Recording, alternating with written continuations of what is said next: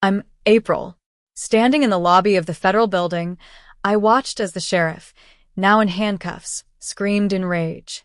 It was a moment of sweet victory, but it also brought back a flood of memories that had been buried deep within me. Just moments ago, I was on the verge of making a call that would have changed my life forever. I was about to connect with my real parents, who had been searching for me for decades. But then, the door exploded inward, and my world came crashing down once again. Sheriff Thompson, the man who had raised me as his unwanted stepdaughter, stormed into the room with two deputies.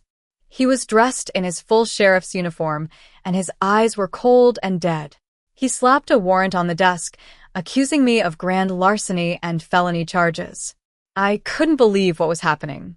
I had been living a lie for as long as I could remember, and now, this man was trying to take me away and lock me up. I knew the warrant was fake, but I didn't know how to prove it. As the deputies grabbed my arms and began to drag me away, I felt a surge of anger and desperation. I remembered all the times Sheriff Thompson had treated me like trash, all the times he had made me feel like I was nothing. And I knew that I couldn't let him get away with it. I dug my heels into the floor and went limp, using the dead weight trick I had learned from moving furniture. The sudden drop caught the deputies off guard, and we came to a halt just a few feet from the elevator. That's when I saw my chance. I locked eyes with Agent Heiress, the federal agent who had been trying to help me. I screamed at him to check the timestamp on the warrant, and he immediately understood what I was saying. He rushed forward and grabbed the warrant from Sheriff Thompson's hand. He scanned it quickly, and then looked up at the security monitors. His face turned pale as he realized that the warrant had been signed after I had entered the building. He turned to the deputies and ordered them to release me.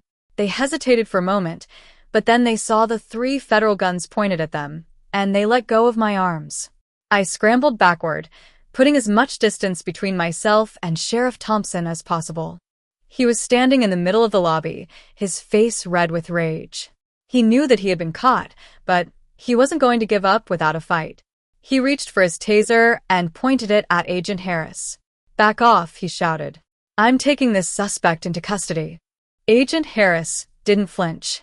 He stared Sheriff Thompson down and ordered him to drop the weapon. For a moment, it looked like Sheriff Thompson might pull the trigger, but then he realized that he was outnumbered and outgunned. He tossed the taser to the floor and raised his hands. "Fine," he sneered. "Let's do this properly." He reached into his jacket and pulled out a document. He snapped it open and read it aloud. "You caught me," he said. "The warrant was fake. I knew about the kidnapping. I helped cover it up." I couldn't believe what I was hearing. All these years, I had thought that Sheriff Thompson was just a cruel and heartless man. But now I realized that he was a criminal, a man who had stolen my life and kept me hidden from my real family. Agent Heiress stepped forward and cuffed Sheriff Thompson. "That's a confession," he said. "You're under arrest." Sheriff Thompson laughed. "No, I'm not," he said. "Check the calendar. The kidnapping happened in 1995. The statute of limitations expired in 2015. The room went silent. Agent Heiress didn't move. He knew that Sheriff Thompson was right. The law was on his side.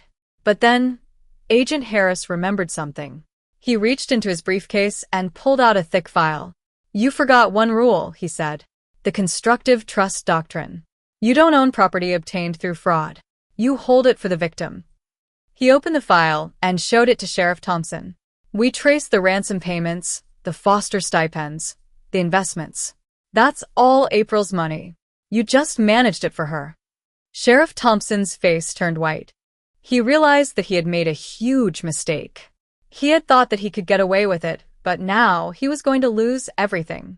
Agent Heiress turned to me. "Your assets are frozen. Your house is seized. Your accounts belong to you. It all belongs to April." I couldn't believe what I was hearing. For the first time in my life, I felt like I had a future. I was no longer the unwanted stepdaughter of a cruel sheriff. I was April, the rightful heir to a fortune. As I stood there in the lobby, surrounded by the people who had helped me, I felt a sense of peace and closure. I knew that the road ahead would be long and difficult, but I also knew that I was not alone. I looked up and saw 2 figures rushing into the lobby.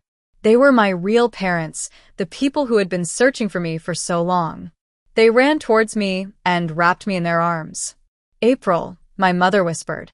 "I'm here." I closed my eyes and let the tears flow.